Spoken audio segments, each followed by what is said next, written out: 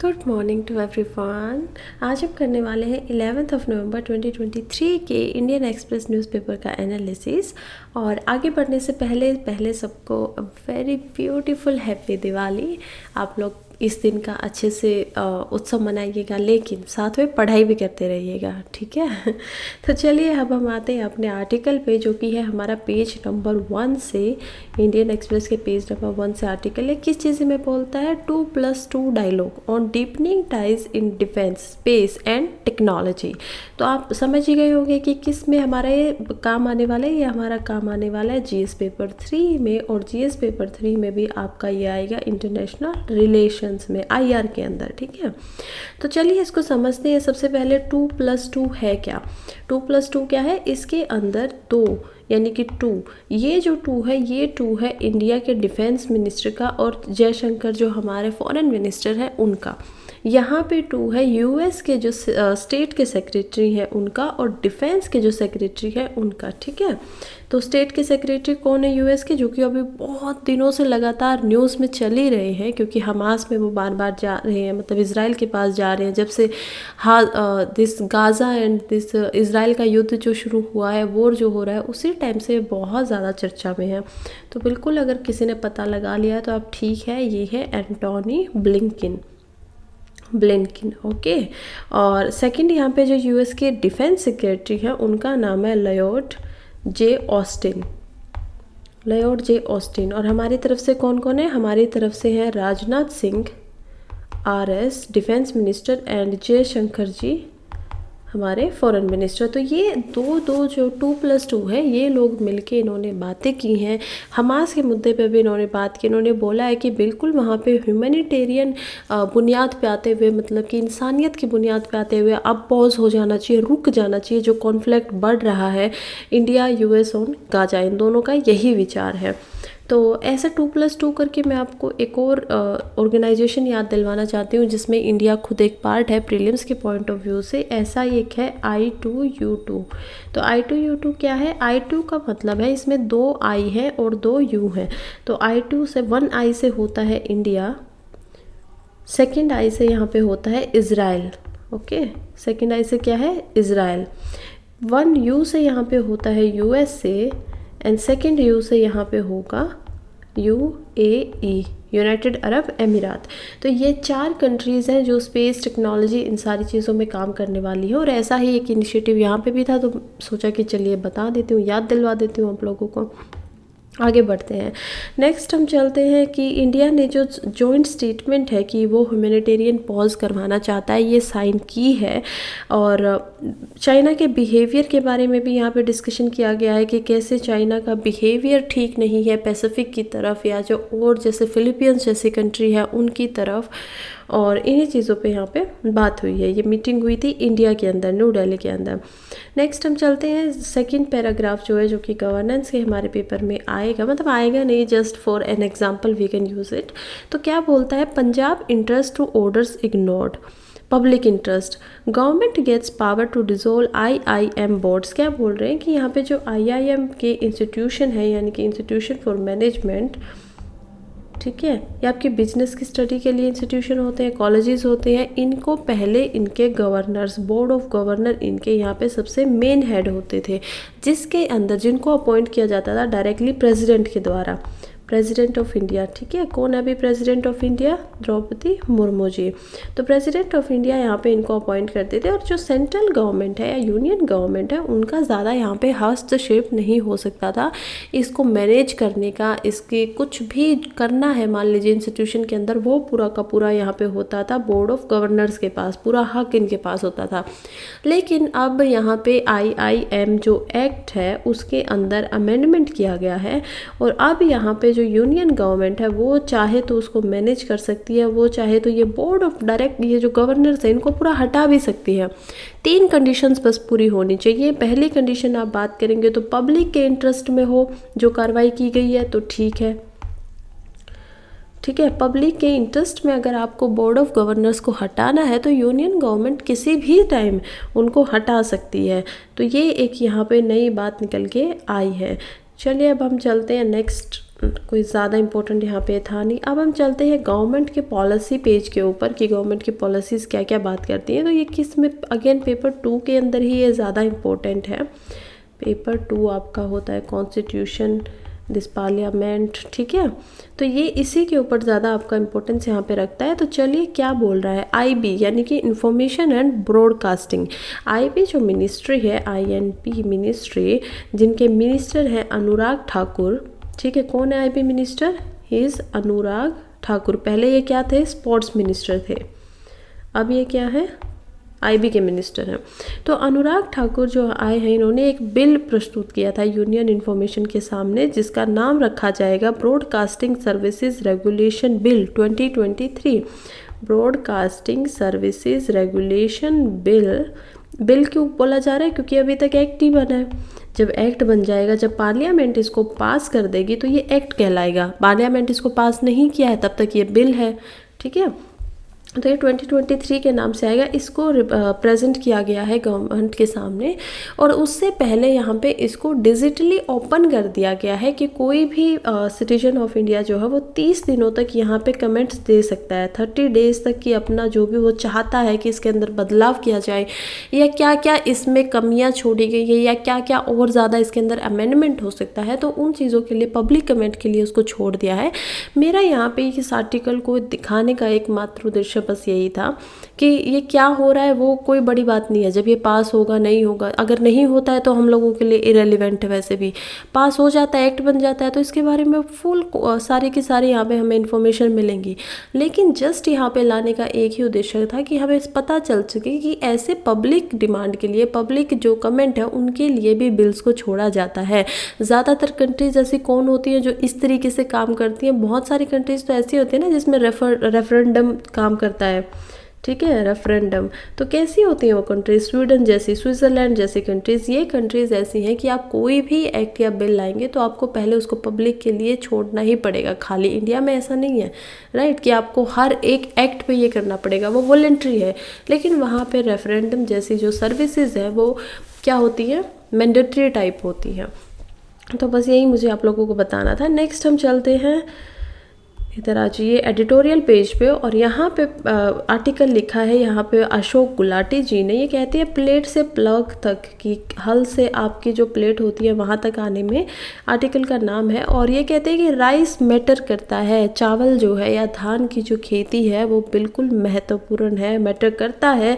लेकिन दिल्ली की सिचुएशन को देखते हुए, दिल्ली के आसपास की जितनी भी स्टेट्स हैं उनका जो सिचुएशन है उनकी वजह से कितने परसेंट, ये दिल्ली के अंदर 37.85% जो है वो प्रदूषण का कारण भी बन जाता है। वैसे तो राइस खाने के भी काम आता है, लेकिन इसकी खेती की वजह से बहुत ज़्यादा यह प्रदूषण का कारण बनता है। क्यों बनता है? खेती से तो कुछ नहीं होता, लेकिन खेती के बाद जो रेसिड्यू बचता है और उसको जब जला दिया जाता है, जिसे बोला जाता है स्टबल बर्निंग, वो बहुत ज़्यादा जो PM2 यानी कि पोल्यूटेंट मैटर 2.5 होता है उसको निकालता है। और वो आसमान में जाके, क्योंकि अब गर्मी नहीं है, सर्दी का मौसम है, और क्योंकि जो गर्म हवाएं हैं वो ऊपर नहीं जा पाती हैं ज़्यादा, तो वो ट्रोपोस्फेयर के अंदर ही बहुत लो लेवल पे रह जाती हैं, ठीक है।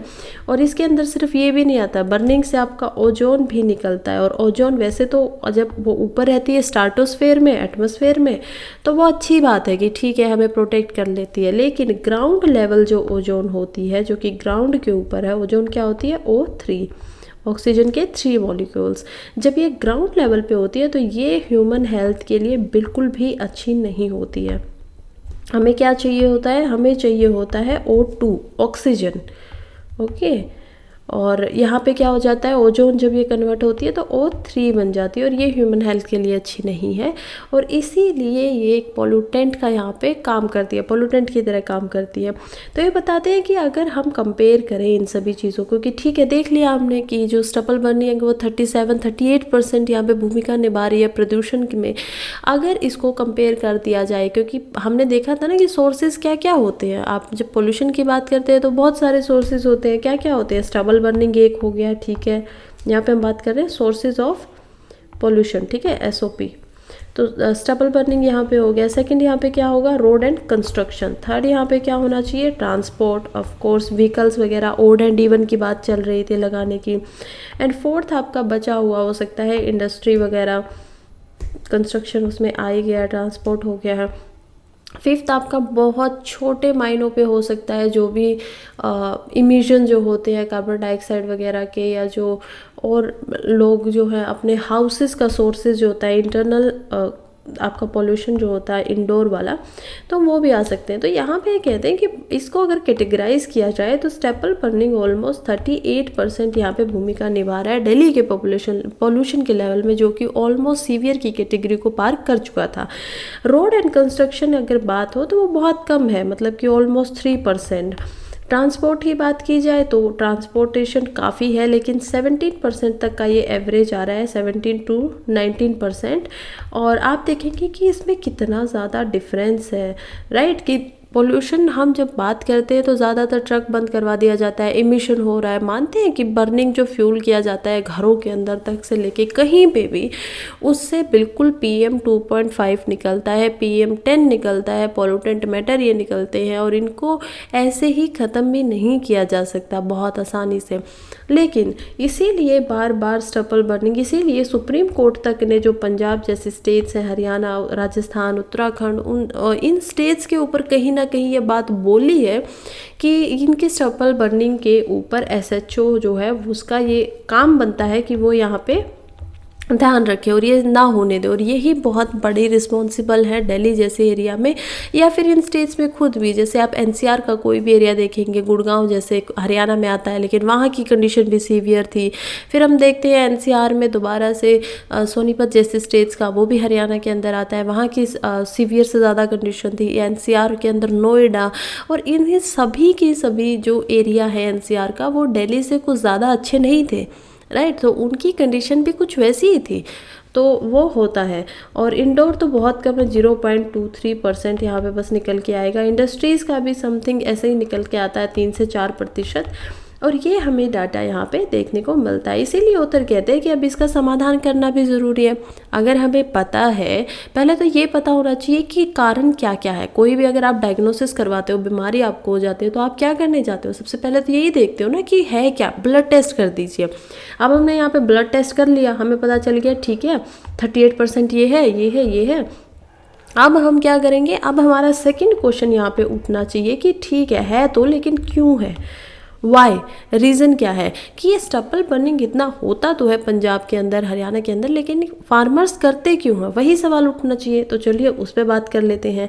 तो यहाँ पे अगर हम देखते हैं कि स्टबल बर्निंग होता है, उसके 2-3 कारण यहाँ पे पता चलते हैं। पहला तो यहाँ पे कारण है कि क्या होता है कि आपका जो सब्सिडीज़ मिलती हैं, सब्सिडीज़, ठीक है। सुप्रीम कोर्ट ने इस चीज़ पे बात की है कल परसों कि जो फार्मर्स हैं यहाँ पे पंजाब के अंदर, वो इतना ज़्यादा पैडी को उगाते हैं, राइस को उगाते हैं। देखिए पैडी राइस जो होता है, धान की खेती को इंग्लिश में पैडी कल्टीवेशन भी बोला जाता है। आई होप आप सभी को पता होगा ये बात। तो पैडी कल्टीवेशन जो होता है, क्या होता है, धान की खेती।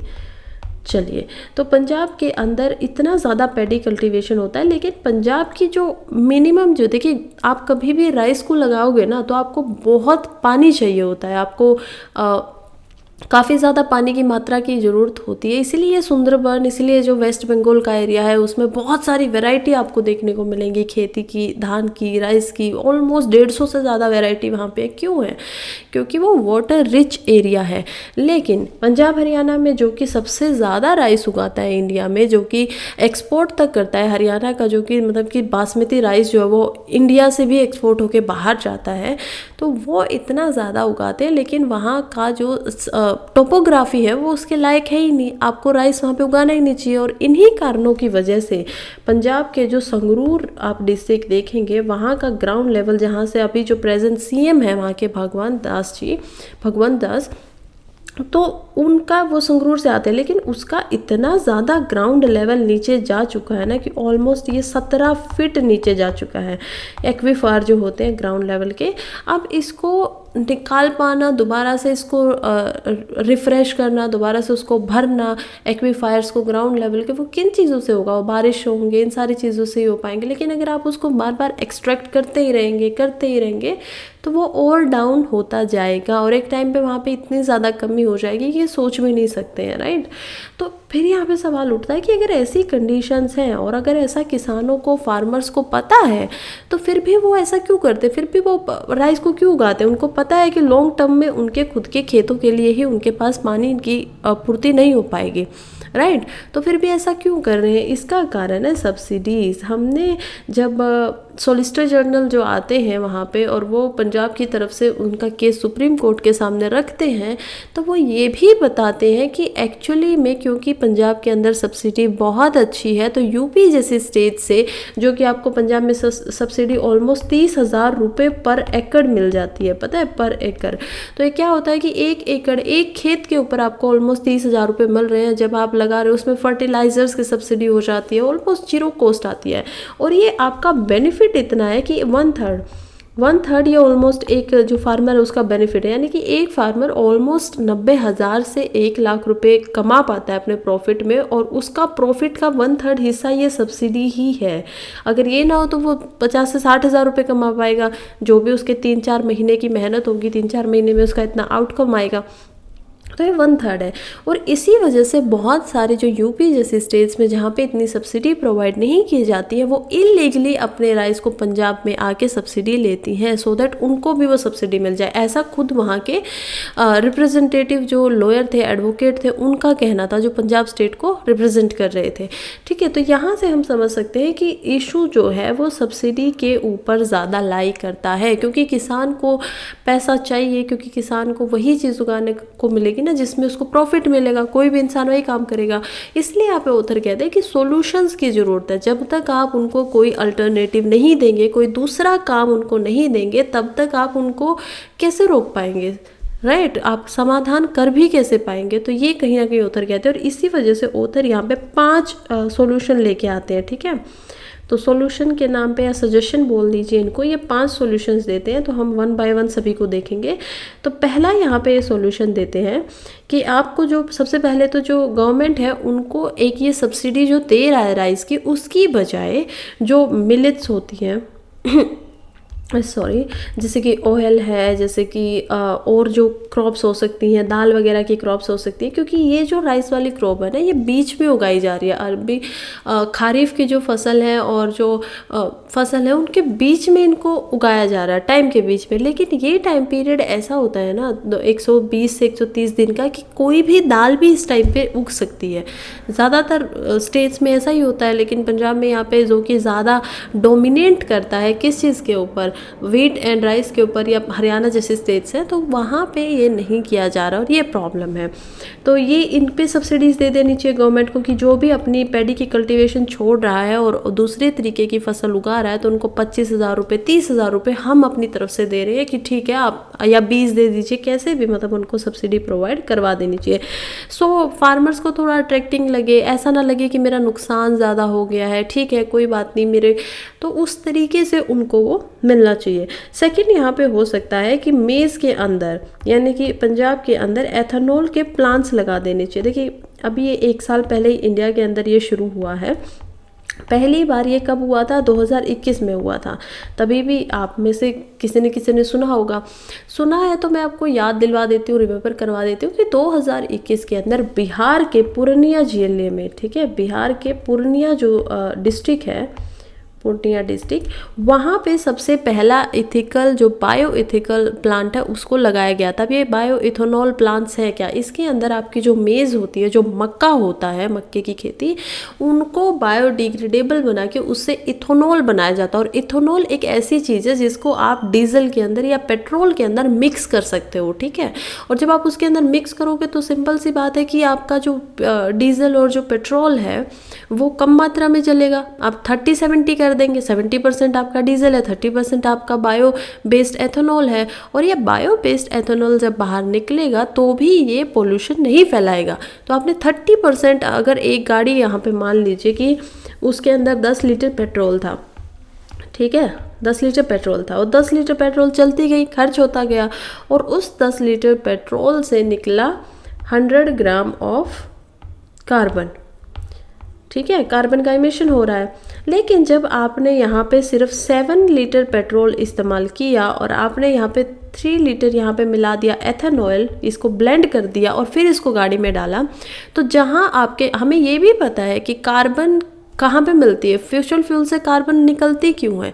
देखिए मैं ये भी आपको समझा देती हूँ, कोई भी फ्यूचल फ्यूल होता है, डीजल वगैरह क्यों निकलती है, क्योंकि इनके अंदर कार्बन ट्रैप हो चुकी होती है, इनके अंदर ये बनते ही कार्बन की वजह से है। जब ये दबाव में आ जाते हैं, कार्बन का खुद का सर्कल है, वो पहले उनको खाता है कोई भी, देखिए पहले वो एटमॉस्फेयर में होती है कार्बन, एटमॉस्फेयर में, फिर उसको कोई एनिमल वगैरह या आती है, प्लांट्स वगैरह सिंथेसिस करते हैं, छोड़ते हैं, लेते हैं अपने अंदर, फिर उन प्लांट्स को कोई रैबिट वगैरह खा लेता है, फिर उसको कोई और खा लेता है, और इसी तरीके से दोबारा जब वो मर जाता है, लास्ट खाने वाला इंसान जिसके अंदर कार्बन गई, इंसान मान लीजिए, कोई भी एनिमल मान लीजिए, जब उसकी डेथ हो जाती है तो डीकम्पोजर या डेट्रिटस जो होते हैं, छोटे छोटे वे कीटाणु जो मरने के बाद आपको डिकम्पोज कर देंगे, वो यहाँ पे आते हैं, वो इसको खाते हैं और आखिर में ये फिर से एटमॉस्फेयर में रिलीज हो जाती है।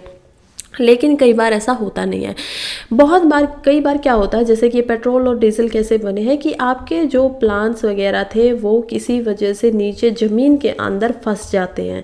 ठीक है, कुछ भी हो सकता है, लैंडस्लाइड हो गई, कोई एनिमल्स वगैरह था, अब उनसे कार्बन तो रिलीज़ हुई नहीं, अब वो एटमॉस्फेयर में वापस नहीं गई, और ये पता नहीं कितने लाखों सालों तक जब यहाँ पे रहती है और बहुत ज़्यादा प्रेशर होने की वजह से, और क्योंकि हमें पता है कि यहाँ पे लावा होता है और बहुत ज़्यादा हीट होने की वजह से ये कार्बन अपना रूप चेंज कर लेती है कोयले के रूप में, मतलब प्लांट्स वगैरह जो होते हैं, या फिर पेट्रोल के रूप में या गैस के रूप में।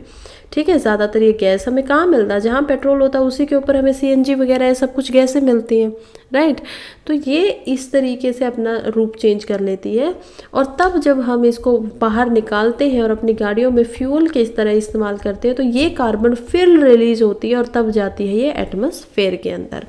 तो ऐसा ये पूरा का पूरा सर्कल चलता है। जब आप 7 लीटर इसको इस्तेमाल करेंगे तो अब आप 100 ग्राम की जगह, क्योंकि आप 10 लीटर पे यानी कि 1 लीटर पे 10 ग्राम छोड़ रहे थे, तो अब आप 170 ग्राम ही कार्बन को रिलीज़ करेंगे। और कार्बन बहुत बड़ा कहीं ना कहीं भूमिका निभाती है आपकी किस चीज़ में, ग्लोबल वार्मिंग में। वो अब ग्लोबल वार्मिंग के कितने नुकसान हैं वो आज कुछ आर्टिकल आया भी हुआ है एक्सप्लेन पे, तो हम उसमें देख लेंगे। तो चलिए अभी आगे बढ़ते हैं। 2 पॉइंट्स हम यहाँ पे समझ चुके हैं, थर्ड पॉइंट की तरफ जाते हैं कि और ऑथर क्या बोलते हैं सोल्यूशन में। थर्ड पॉइंट में ऑथर बोलते हैं कि स्टेट की जो एजेंसीज हैं उनको जो पैडी की प्रोक्रूटमेंट होती है, कि मतलब फार्मर्स जो बर्न कर रहे हैं, उनको जला रहे हैं, उसको घटा देना चाहिए, क्योंकि वाटर का टेबल बहुत ज़्यादा हो रहा है। तो स्टेट की एजेंसी को रिड्यूस करना पड़ेगा, वो खरीदारी रिड्यूस कर दे कि नहीं, हम अगर आप लोग बनाएंगे भी ना तो हम नहीं खरीदेंगे। ठीक है, आपको बेचना है तो आप स्टेट नहीं खरीदेगा, कोई किसी और को बेचिए, वो अलग बात है। फोर्थ यहाँ पे बोलते हैं कि FCI जो फूड कॉरपोरेशन ऑफ इंडिया होता है, उसको ये बात क्लियर बता कर देनी चाहिए कि वो 3% से ज़्यादा कोई भी MSP ना दे किसी भी फसल पे। ठीक है, 3% का जो ये आपका मतलब कि मार्जिन है, इसी का सिर्फ आपको इस्तेमाल करना है, इतनी सिर्फ MSP जो है वो प्रोवाइड करनी है। फिफ्थ ये कहते हैं कि लास्ट में PM जो है हमारे प्राइम मिनिस्टर, उनको बैठ जाना चाहिए पंजाब के CM चीफ मिनिस्टर के पास, और उनको बात करनी चाहिए कि कैसे जितनी भी ये स्टेट से रिलेटेड है, जो भी दिल्ली से लगती हुई स्टेट्स हैं, हरियाणा, पंजाब, UP, इन सभी स्टेट्स के अंदर न्यूट्रिशन पे ज़्यादा बेस्ड अब फूड बना देना चाहिए। क्योंकि क्या होता है ना, मैंने आप लोगों को पहले ही बताया, पहले इंडिया एक फूड सिक्योर देश नहीं था, यहाँ पे एग्रीकल्चर की कमी थी, भूखमरी ज़्यादा थी, ये सारी चीज़ें थी। ठीक है, कुपोषण ज़्यादा होता था। लेकिन आज इंडिया इतना सक्षम बन गया है, 50 से 70 सालों तक इंडिया ने इतनी मेहनत की है कि वो इतना सक्षम है कि वो अब अपने पास से भी उगा के बाहर भेज सकता है। और इसमें बहुत बड़ी भूमिका रही है हरियाणा, पंजाब जैसे स्टेट्स की, बहुत बड़ी भूमिका। ग्रीन रेवोल्यूशन वहीं पे आता है। तो जब ये हो चुका है, लेकिन आज इंडिया की सबसे बड़ी प्रॉब्लम है इंडिया के सामने न्यूट्रिशन की। ठीक है। न्यूट्रिशन जो है वो पूरे के पूरे जो इंडियंस हैं उनमें नहीं मिल पाता है, इसी वजह से लेडीज़ के अंदर आप देखेंगे एनीमिया की प्रॉब्लम हो जाती है, उनको ब्लड की कमी होने लग जाती है, जेंट्स के अंदर बहुत सारी प्रॉब्लम हो जाती है, क्योंकि जो जो न्यूट्रिशन आपको चाहिए, जितना आपको फैट चाहिए, जितना आपको कार्ब्स चाहिए होते हैं, प्रोटीन चाहिए होता है, वो सब एक डाइट से मिल नहीं पाता है, क्योंकि ज़्यादातर हम लोग डिपेंडेंट रहते हैं वीट प्लस राइस के ऊपर। और जब कोई भी ज़्यादातर वीट और राइस पे डिपेंडेंट रहेगा तो वो ज़्यादा क्या लेगा, कार्ब्स ले रहा है बस, और शुगर यानी कि स्ट्रेच बन रहा है उसका। तो ये कहीं ना कहीं एक प्रॉब्लम है, इसके ऊपर टैकल करना चाहिए, लोगों को समझा देना चाहिए, और यही इनका पूरा का पूरा मकसद था इस आर्टिकल को लिखने का। नेक्स्ट हम चलते हैं अपने इकोनॉमी पेज की तरफ, और यहाँ पे हम देखते हैं कि rules of origin, IPR issues pending, India UK FTA to miss another Diwali. क्या बोल रहे हैं, ये बोल रहे हैं कि जो इंडिया और यूके का फ्री ट्रेड एग्रीमेंट होने वाला था, एफटीए होने वाला था, जो कि पिछले साल 2022 में इसको रिलीज़ किया गया था दिवाली से पहले, सो दैट दिवाली जो है उस समय पे ये पास हो जाए, लेकिन ऐसा हुआ नहीं। और अभी ऐसा माना जा रहा है कि शायद ये इस दिवाली को भी पास कर जाएगा, और ऐसा नहीं हो पाएगा, क्योंकि यहाँ पे दो प्रॉब्लम्स आ रहे हैं इंडिया की तरफ से और यूके की तरफ से, जो इन अग्रीमेंट को पास नहीं होने दे रहे। पहले यहाँ पे प्रॉब्लम है रूल ऑफ ओरिजिन की, रोल ऑफ ओरिजिन, और सेकंड यहाँ पे प्रॉब्लम है आईपीआर की। What is IPR, intellectual property rights. तो यहाँ पे सबसे बड़ा मतलब बेसिकली जो यूके है वही यहाँ पे नहीं आ पा रहा है, क्योंकि देखिए क्या है ना, एक तो इंडिया का रूल ऑफ ओरिजिन जो है उसके ऊपर काफ़ी टैक्स वगैरह या काफ़ी इंडिया अपना वो लगा के रखता है रिस्ट्रिक्शंस, कि जो चीज़ जहाँ पे बनी है उसको कितनी मात्रा में आप इंडिया में यूज़ कर सकते हो। तो इसीलिए इंडिया को कहीं ना कहीं ये डर है कि यूके जो है वहाँ पे यूके जो वाइन्स वगैरह करता है या एल्कोहल होता है वो वहाँ से ज़्यादा इंडिया के अंदर पेनिट्रेट हो जाएगा, और इसीलिए कहीं ना कहीं इंडिया थोड़ा सा इस चीज़ में झिझक रहा है, और वो अग्रीमेंट पे नहीं आ पा रहे हैं। वो कह रहे हैं कि नहीं हम तो इतना ही लगाएंगे। और आईपीआर की जब बात आती है तो यहाँ पे प्रॉब्लम हो रही है यूके की तरफ से। अब क्या होता है कि इंडिया वर्ल्ड का सबसे बड़ा प्रोड्यूसर है, ठीक है। प्रोड्यूसर क्या होता है कि उत्पादन करता है वो किस चीज़ का, ड्रग्स का। और ये वो वाले ड्रग्स नहीं है जो आप सोच रहे हैं, यहाँ पे ड्रग्स से मतलब है मेडिसिन्स का, ठीक है। जो मेडिकल ड्रग्स होती हैं, जो जेनरिक ड्रग्स होती हैं, उनका इंडिया सबसे ज़्यादा प्रोडक्शन करता है, बनाता है, और उनको एक्सपोर्ट भी करता है। इसी वजह से जो इंडिया की मेडिसिन्स हैं, दवाइयाँ हैं, वो सस्ती होती हैं as compare to other countries. तो जब वो बाहर जाएंगे, जब उनका एक्सपोर्ट फ्री ट्रेड बिना टैक्स लगाए जाने दिया जाएगा उनको किसी भी कंट्री के अंदर, फ्री ट्रेड का मतलब क्या होता है कि यहाँ पे अगर यूके से कोई सामान इंडिया में आ रहा है तो उसको कोई ड्यूटी वगैरह नहीं देनी, आप आ जाइए अंदर, ठीक है, अपने जो रेट आपने बेचना है बेच दीजिए। इंडिया से हम यूके में भेज रहे हैं तो हमें भी नहीं देना है कुछ। ऐसा ही फ्री ट्रेड, जो लिमिटेड फ्री ट्रेड है, वो इंडिया और ऑस्ट्रेलिया कर चुके हैं, ठीक है। यहाँ पे यूके के साथ करने का यहाँ पे इरादा चल रहा है, बहुत दिनों से ये काम चल रहा है। तो इसीलिए यूके को लगता है कि जब इंडिया की मेडिसिन इतनी ज़्यादा सस्ती होंगी तो यूके जो कि आपका बहुत मतलब कि एक पैराडिगम के ऊपर है, वो जब मेडिसिन की बात आती है, लिविंग की, हेल्थ की बात आती है, तो कहीं ना कहीं वो यूके का डाउन चला जाएगा। और यहाँ पे आईपीआर राइट्स का भी क्वेश्चन उठ जाता है कि इंटेलेक्चुअल प्रॉपर्टी राइट्स यहाँ पे फिर जो इंडिया की मेडिसिन को वो तो ऑलरेडी मिले होंगे, तो ये एक यहाँ पे सवाल है। इसके अलावा यूके ये भी चाहता है कि इंडिया ऑटोमोबाइल्स के सेक्टर के अंदर भी अपना रूल ऑफ जो ओरिजिन है उसको थोड़ा कम करे, और इसीलिए ऑटोमोबाइल क्यों करना चाहते हैं, क्योंकि इंडिया जो है इतनी ज़्यादा बड़ी पॉपुलेशन है, और ऑटोमोबाइल यहाँ पे क्या है, ऑटोमोबाइल से हमारा मतलब है व्हीकल्स, ठीक है। व्हीकल्स जो होते हैं यानी कि कार होती है, ये सब कुछ ज़्यादातर कार इसमें आती हैं। कि इंडिया की मार्केट वर्ल्ड की सबसे बड़ी मार्केट है, कि यहाँ पे कार्स का कंजप्शन बहुत ज़्यादा हो सकता है, और इसीलिए यूके यहाँ पे ऑटोमोबाइल्स को भेजना चाहता है, कार वगैरह को भेजना चाहता है। ये आप लोग सोच रहे होंगे कि फिर इंडिया क्यों नहीं आने दे रहा। देखो क्या होता है ना कि ठीक है, हम इम्प्रूवमेंट करना चाहते हैं, ग्रोथ करना चाहते हैं, लेकिन अगर बाहर से ही आप सारी चीज़ें मंगवा लेंगे तो आपकी जो इंडस्ट्री है, जो इंटरनल है, जो काम कर रही है, तो उनको तो नुकसान होगा ना, क्योंकि वो चीप बना के भेज देंगे, वो सस्ती दरों पे भेज देंगे, जैसे चाइना करता था। चाइना क्या करता था? चाइना सस्ते माल को इंडिया के अंदर डंप कर देता था। और यहाँ पे डंपिंग का मतलब होता है जैसे कि कूड़े को बहुत ज़्यादा एक जगह पे गिरा दिया जाता है, डंप कर दिया जाता है, तो फिर वो इंडिया के जो खुद के प्रोड्यूसर है, खुद की प्रोडक्शन है, खुद की इंडस्ट्री है, उसको उतना ज़्यादा उभरने का मौका नहीं देगा। और इसीलिए इंडिया कहीं ना कहीं ऑटोमोबाइल में थोड़ा झिझकता है। जैसे कि टेस्ला पे भी जब वो पूरा का पूरा 100% टैक्स लगा रहे थे, तो इसलिए टेस्ला भी इंडिया में नहीं आई। तो ऐसे ही इंडिया का यहाँ पे स्टैंड रहता है। नेक्स्ट हम चलते हैं आज के हमारे लास्ट पेज की तरफ, जो कि है एक्सप्लेन्ड पेज। जो सबसे पहले बात कर लेते हैं ग्लोबल वार्मिंग के ऊपर ही। मैंने अभी आप लोगों को समझाया कि कार्बन से क्या क्या होता है। तो देखिए क्या हो रहा है कि rapid melting of ice sheet in West Antarctica now unavoidable. This is what it could mean. जो रैपिड, बहुत स्पीड के साथ जो अंटार्कटिका है, वहाँ पे जो बर्फ़ है, शीट है, वो पिघल रही है और वो इस बुनियाद पे पहुंच गई है कि अब उसको रोका जाना या उसको रिवर्स करना नामुमकिन हो गया। ठीक है, ये किसने बोला है? ये रिपोर्ट आई है जर्नल नेचर के अंदर। नेचर के अंदर इसको छापा गया है कैथलीन नॉगटन द्वारा एंड पॉल आर हार्लैंड द्वारा, जो कि British Antarctica survey university of north Maria university, ठीक है, वहाँ पे ये लोग काम करते हैं, प्रोफेसर्स हैं, और इन्होंने वहाँ पे स्टडी किया, अंटार्कटिका सर्वे के ऊपर ही स्टडी किया ऑफ कोर्स। तो इन्होंने यहाँ पे जर्नल के अंदर ये बताया कि अब इसको नामुमकिन हो गया, अब इसको अवॉइड नहीं किया जा सकता। सबसे पहले कुछ और टर्म्स को समझते हैं। ठीक है, पहले तो यहाँ पे बात आई है ग्लेशियर कि ग्लेशियर जो सीट है, क्या होता है सीट? ये आइस की जो शीट होती है, क्या होती है?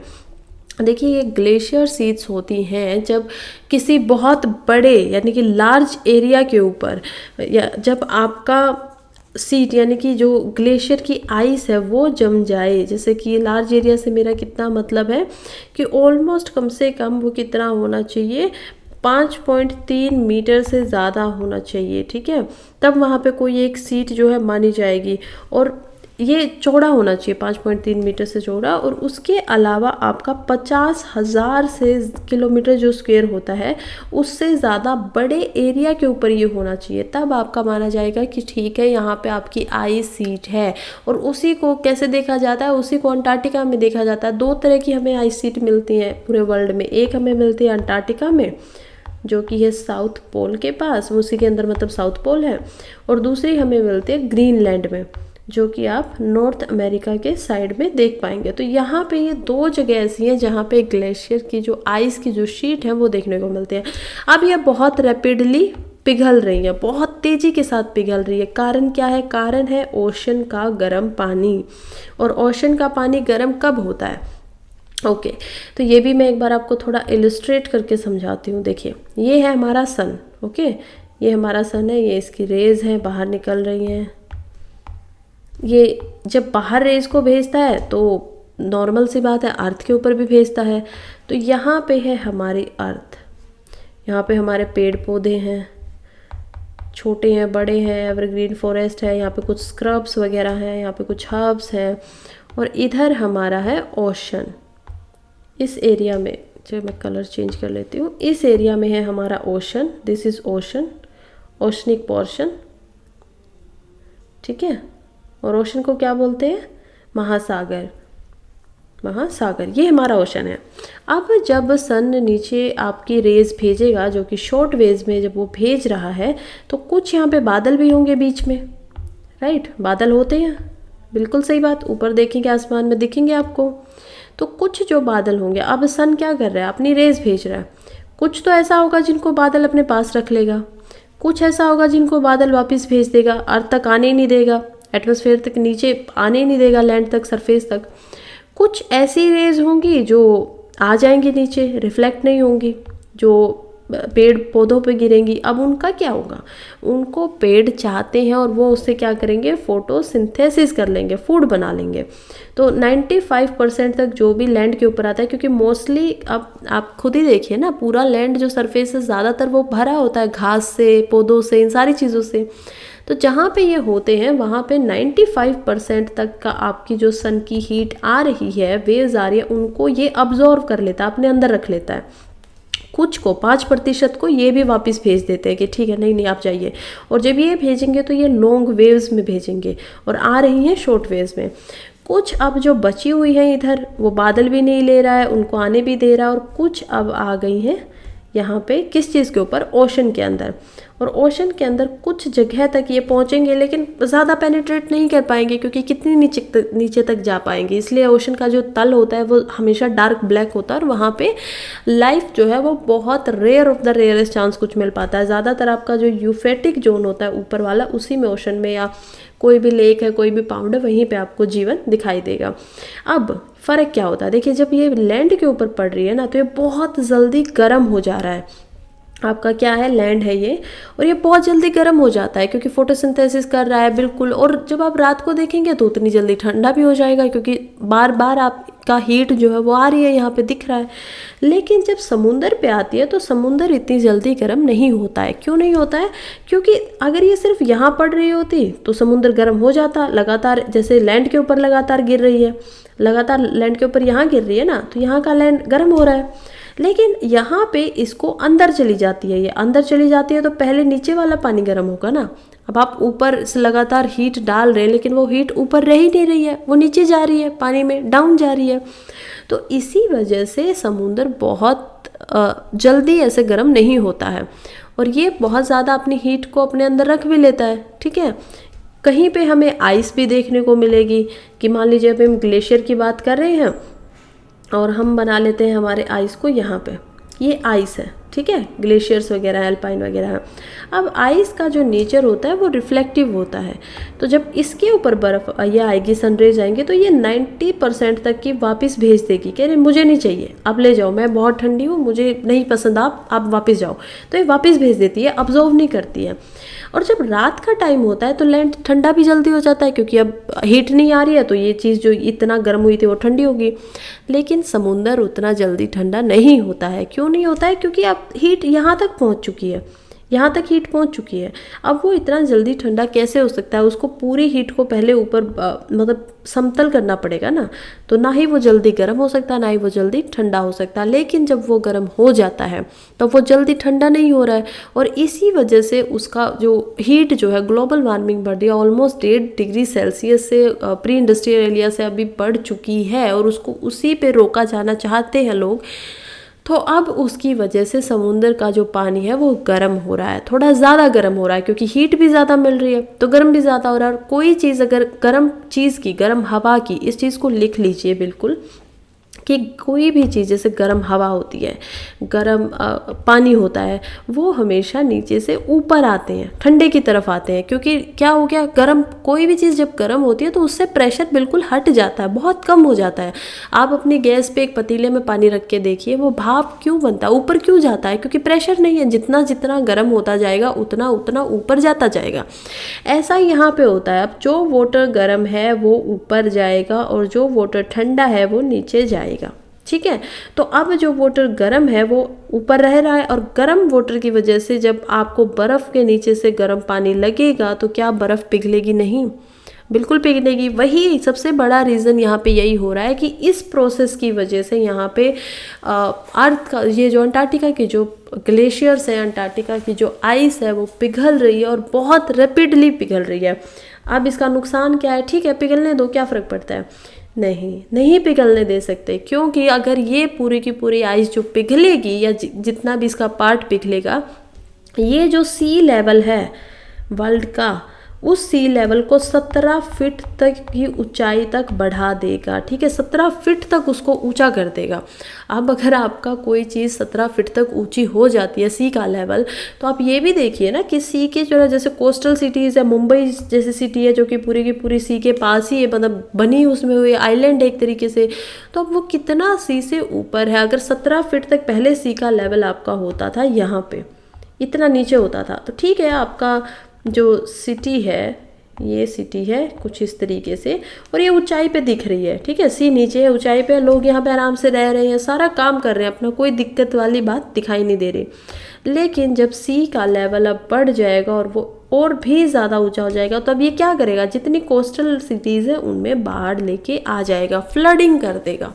और इसी वजह से वर्ल्ड के जितने भी कोस्टल एरिया है उनके लिए ये बहुत खतरनाक बात है। और ऐसा कुछ है ही नहीं जहाँ पे कोस्टल एरिया ना हो। आप पूरा देखेंगे ओशन से भरा हुआ है ना वर्ल्ड, 70% ओशन से भरा हुआ है। हर कॉन्टिनेंट के चारों तरफ आपको पानी देखने को मिलेगा।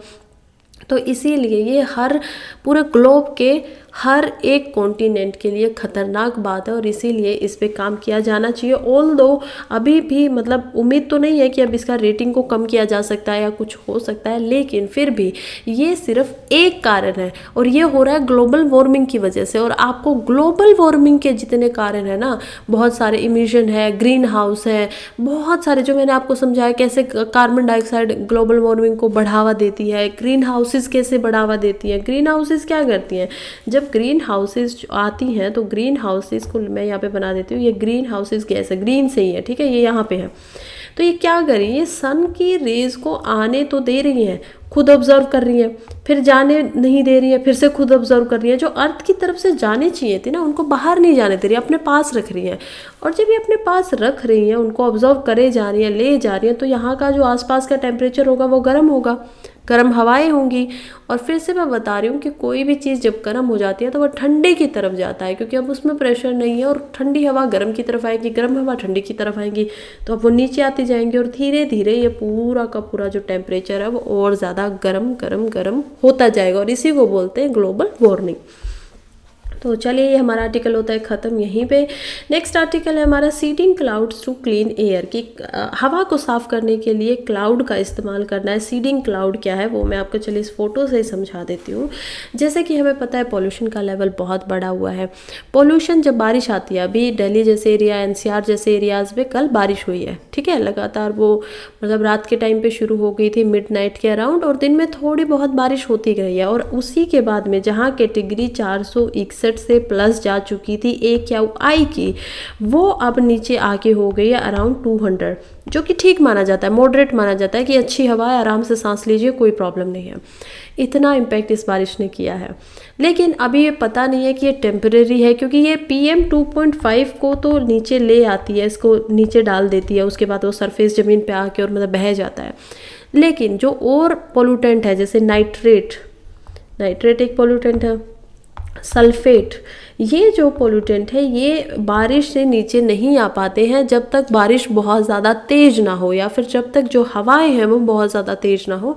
तो उतनी तेज़ बारिश नहीं देखने को मिली है। इसी वजह से दिल्ली गवर्नमेंट सोच रही थी कि हम सीड जो क्लाउड है वो करवाएंगे, क्लाउड के अंदर सीडिंग कराएंगे। क्या होता है क्लाउड के अंदर सीडिंग, चलिए अब इसको समझते हैं। ये आप देख पा रहे हैं यहाँ पे कुछ बादल हैं, ठीक है, छोटे मोटे कुछ बादल्स हैं। क्योंकि इस समय पे इन बादलों के अंदर मॉइस्चर नहीं होता है, नमी नहीं होती है, तो बारिश भी नहीं करते हैं, क्योंकि भारी नहीं है, नमी ही नहीं है, तो बारिश कैसे करेंगे। इसी वजह से इन बादलों के आसपास मतलब हेलीकॉप्टर से या किसी भी चीज़ से इनके ऊपर क्या करवाया जाता है, आयोडीन जो होता है, आयोडीन प्लस जो फॉस्फेरस होता है, इन दो एलिमेंट्स को यहाँ पे छिड़कवाया जाता है। इससे क्या होगा कि ये दोनों मिलके यहाँ पे कंडेंसेशन करवा देते हैं। वैसे तो वार्मिंग इतनी है नहीं कि बादल के पास ऊपर जाए और फिर इतनी ज़्यादा ठंड बने कि कंडेंसेशन हो जाए, लेकिन आप लोगों ने कभी ध्यान दिया होगा कि नमक जो होता है, यहाँ पे आयोडीन से क्या मतलब है, एक तरीके से सोल्ट है ये। तो नमक जो होता है वो हमेशा पानी को अट्रैक्ट करता है, वो पानी को बाहर निकालता है, खींचता है, ठीक है। अगर आप नहीं भी करना चाहते तो भी करता है। कैसे, डिहाइड्रेशन, कुछ सब्जियां ऐसी होती हैं, आप अपना सलाद काटिए, सैलड काटिए, उसमें थोड़ा नमक डाल दीजिए, ठीक है। आपने एक बाउल बनाया, बनाया, उसके अंदर आपने टमाटर, खीरा, जो ऐसे ऐसे सैलेड है जिनके अंदर ये खीरा है आपका, ठीक है, और ये आपके टमाटो है, इनके अंदर 95% तक पानी होता है। आपने इनके ऊपर थोड़ा सा नमक का स्प्रिंकल कर दिया। अगर आप इसको आधे घंटे के बाद देखेंगे तो आप पाएंगे कि आपके बाउल में जिसमें एक बूंद भी पानी नहीं था, वहाँ पे अब बहुत सारा पानी हो गया है नीचे की तरफ। कैसे हो गया है? क्योंकि नमक ने उस पानी को बाहर निकाल लिया है। नमक की प्रॉपर्टी है कि नमक हमेशा पानी को अट्रैक्ट करेगा अपनी तरफ, उसको बाहर निकालेगा। और जब ये बादलों के ऊपर, इनके ऊपर आ जाते हैं जो ये हैं, तो उसके बाद यहाँ पे ये इस तरीके से कंडेंसेशन करता है, और इसीलिए इसको बीज की तरह बोला गया, क्योंकि यहाँ पे बीज क्या है? आयोडीन है। और फसल क्या होगी? बारिश होगी, पानी होगा, नीचे आएगा। इसमें यहाँ पे रेन भी बनेगी आर्टिफिशियल, और यहाँ पे दूसरी क्या चीज़ होगी? Ice crystal, ice crystals. तो आइस क्रिस्टल्स भी बनेंगे, लेकिन आइस क्रिस्टल्स यहाँ पे पहले ज़्यादा जल्दी बन जाते हैं रेन के मुकाबले। और पर यहाँ पे एक चीज़ है, इसको पूरे के पूरे प्रोसेस को क्या बोलेंगे? इसको पूरे प्रोसेस को बोलेंगे हम आर्टिफिशियल एयर। देखिए आप कैसे हो रहा है, यहाँ पे पहले केमिकल्स को इसके अंदर डाला जा रहा है, थोड़ा थोड़ा मॉइस्चर निकाल रहा है, उसके बाद वो कन्वर्ट हो रहा है, कंडेंसेशन का प्रोसेस कर रहा है न्यूक्ली, उसके बाद यहाँ पे रेन ड्रॉप बन रही है, और उसके बाद यहाँ पे रेन आनी शुरू हो गई है। तो ये क्या है? ये पूरे के पूरे आर्टिफिशियल रेन है, क्योंकि ये अभी मतलब आर्टिफिशियल क्या होता है? कृत्रिम इसको हिंदी में बोला जाता है। क्या होता है कृत्रिम? कृत्रिम होता है जो चीज़ आपने नहीं की, मतलब कि जो चीज़ नेचुरल नहीं है, राइट, वही तो होगा ना कृत्रिम, वही तो होगा आर्टिफिशियल। तो आर्टिफिशियल जो आपने नेचुरली होना चाहिए था, प्रोसेस के हिसाब से, मानसून के हिसाब से, नेचुरल फिनोमिना के हिसाब से, प्राकृतिक तौर पर, उसको आपने चेंज कर दिया, उसको आपने खुद अपने हिसाब से कन्वर्ट कर दिया। लेकिन यहाँ पे कुछ समस्याएं आती हैं, जैसे कि सबसे पहले इसका जो बनाया गया था, इसको IIT कानपुर में करा गया था, और ये उसके बाद सक्सेसफुल भी रहा था। लेकिन उसके बाद कुछ पता चला कि इसके लिए कुछ पर्टिकुलर काइंड ऑफ बादल्स की जरूरत पड़ती है, उनकी हाइट होनी चाहिए कुछ मात्रा पे। ऑल तो इतनी टेक्निकल टर्म्स ना ही आर्टिकल में बताई है, और ना ही मैंने सर्च करना जरूरी भी समझा, क्योंकि क्या ही काम आएगा हमारे, राइट। हमें जितना कंसेप्ट समझ में आना चाहिए था वो हमें समझ में आ गया है। आई थिंक आ गया होगा, मैंने अच्छे से समझाने की पूरी कोशिश की है एग्जाम्पल वगैरह देके। चलिए नेक्स्ट चलते हैं। पर्टिकुलर हाइट होनी चाहिए। बादल, एक हमें पता है बहुत टाइप के बादल होते हैं, राइट, 4-5 तरीके के बादल होते हैं, उनकी हाइट उनका डिपेंड करता है, मॉइस्चर डिपेंड करता है। फिर ये कहते हैं कि कुछ % ऑफ नमी उनके अंदर होनी ही चाहिए, चाहे वो खुद से बारिश ना कर पाते, लेकिन अगर उनके अंदर थोड़ी सी भी नमी है, थोड़ी सा भी पानी नहीं है, तो फिर आप ये बात सोचिए कि है ही नहीं, तो वो फिर आयोडीन, सॉल्ट, ये फॉस्फोरेट, ये अट्रैक्ट किस चीज़ को करेंगे? बाहर किस चीज़ को निकालेंगे? कन्वर्ट क्या करेंगे? तो इसीलिए उनमें थोड़ा सा पानी भी होना चाहिए, एटलीस्ट इतना ज़रूर होना चाहिए कि सोल्ट जाके अपना काम कर सके। और यही था। आई थिंक इस पूरे आर्टिकल को समझा चुकी हूँ मैं आपको। नेक्स्ट चलते हैं। Baler, a machine for off site management of farm stubble. तो बेलर क्या होते हैं? चलिए मैं इस मशीन को आपको अच्छे से दिखा देती हूँ बड़ी करके। देखिए, को देख पा रहे होंगे आप लोग कि ये इसको बोला जाता है बेलर। ये क्या होती है कि जो स्टबल आपका बचा हुआ है, ये जो फसल काटने के बाद आपका स्टबल बच गया है, इसको ये क्या कर रही है यहाँ पे, मतलब कि इसका निर्माण कर रही है, मतलब निर्वारण जो बोलते हैं जिस चीज़ को, कि इसको मिटिगेट कर रही है, इसको निकाल रही है, इसके बंडल बना रही है, सो दैट इसको काट के जैसे भी आगे इसको यूज़ करना है, फार्मर्स वगैरह उसका यूज़ कर सकें। तो चलिए आर्टिकल की तरफ चलते हैं अब। और आर्टिकल क्या बातें करता है कि मैनेज की स्टबल की जो मैनेज करना है, बर्निंग जो होती है उसको मैनेज करने के लिए यहाँ पे बलर जो मशीन्स हैं उनका इस्तेमाल किया जा सकता है स्टेट गवर्नमेंट्स के द्वारा। ये बहुत सारी मशीन्स हैं, जैसे वैसे थोड़ी महंगी होती है, ऑलमोस्ट 14 से 15 लाख रुपए की आती है एक मशीन। उसके अलावा 14 से 15 लाख रुपए जब कोई फार्मर अगर मान लीजिए कर भी दे, तो उसके अलावा 2 से 3 लाख रुपए और एक्स्ट्रा लग जाते हैं इसके डॉक्यूमेंट्स वगैरह प्रोसेसिंग में। और इसी वजह से इनका यूज़ जो है वो एक नॉर्मल फार्मर नहीं कर पाता है। ऑल्दो इनके ऊपर सब्सिडीज़ लगाई गई है, काफ़ी हैवी सब्सिडीज़। अब वो यहाँ पे नहीं दिया गया है कि कितना सब्सिडी होने के बाद इनका रेट हो जाता है। तो सब्सिडीज़ में हो सकता है कि 10 लाख रुपए तक की ये मिल जाए, 7 से 8 लाख रुपए तक में ये मिल जाए। और उसके बाद भी ये एक दिन के अंदर ऑलमोस्ट 25 एकड़ यानी कि 25 खेतों के अंदर काम कर सकती है।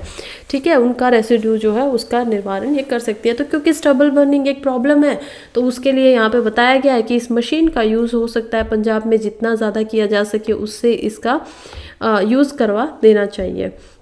नेक्स्ट हम चलते हैं, can go all the way to Amarnath shrine by car says BRO। क्या है BRO?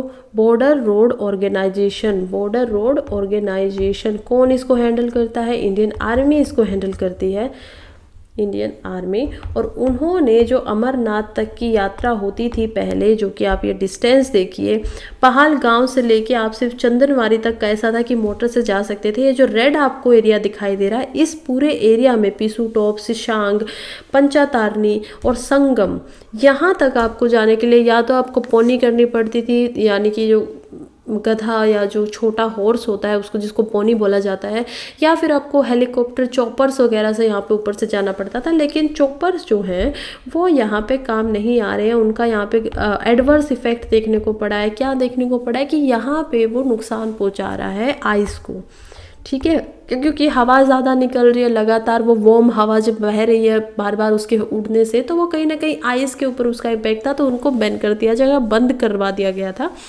और इसीलिए BRO ने यहाँ पे बॉर्डर रोड जो ऑर्गेनाइजेशन है, उन्होंने ये अपने कंधों पे लिया कि जो बलताज नाम की जगह है, जो कि 9000 फीट ऊंचे एल्टीट्यूड पे है, वहाँ से लेके हम जो केव की श्राइन है वो यहाँ पे आप देखेंगे 2 किलोमीटर तक, यहाँ पे इन रोड को बनाया गया। ये कैसे रोड बनेगी? इस पे अब क्या जा सकता है? व्हीकल जा सकता है, मोटरसाइकिल जा सकती हैं व्हीकल्स में, मोटरसाइकिल। इसके अलावा इसको 2 लेन बनाया गया है कि 2 तरफ से ये आएंगे, तो यहाँ पे ट्रक्स भी जा सकते हैं, मतलब बड़े व्हीकल भी यहाँ पे जा सकते हैं। और यही चेंज के बारे में इसमें बताया गया। हमारे लिए क्या इंपॉर्टेंट है? बस यही इंपॉर्टेंट है कि इसको बनाने वाला कौन है? Border Road Organisation. और इसके अलावा इसका ये आता किसके अंडर है? इंडियन आर्मी के अंडर आता है। और इससे अलावा आई डोंट थिंक कि इसमें कुछ ज़्यादा यहाँ पे इम्पोर्टेंट है। तो ठीक है, यहाँ पे हम देख लेते हैं कि यूनियन मिनिस्टर कौन है रोड एंड इंफ्रास्ट्रक्चर के बारे में। उनका नाम है यूनियन मिनिस्टर गडकरी। गडकरी से क्या मतलब है यहाँ पे? गडकरी इनका नाम है एक्चुअली नितिन गडकरी, ठीक है। तो नितिन गडकरी यहाँ पे यूनियन मिनिस्टर हैं और उन्होंने ही इसके बारे में इंफॉर्मेशन दी थी। गडकरी जी, उन्होंने इसके बारे में इंफॉर्मेशन दी है, ट्विटर के ऊपर शेयर किया है इस बात को कि हम लोग बहुत खुश हैं। पिलग्रिमेज जो है, अब जो लोग आते हैं, दयालु भक्त जो होते हैं, वो लोग यहाँ पे जा सकते हैं इस पूरे के पूरे उसमें। अमरनाथ लोकेट कहाँ आप देखेंगे? जम्मू का जो एरिया है, कश्मीर का जो एरिया है, वहाँ पे अमरनाथ को आप पाएंगे। और आइस से ये पूरा का पूरा बनता है। और 2014 की जो फ्लडिंग हुई थी वो भी अमरनाथ के अंदर हुई थी, जो कि इंडिया में बहुत बड़ी थी, और उसके ऊपर एक मूवी भी बनी हुई है। सो खैर, इसी के साथ आज का हमारा जो पूरा न्यूज़पेपर है वो होता है ख़त्म। And thank you so much for being here till yet. All the very best for your exam preparation, and at the last again a very beautiful and sweet and wishful happy Diwali. Okay, I hope your all wishes get full. I hope you do whatever you want to do in your life. So a very all the best. Thank you.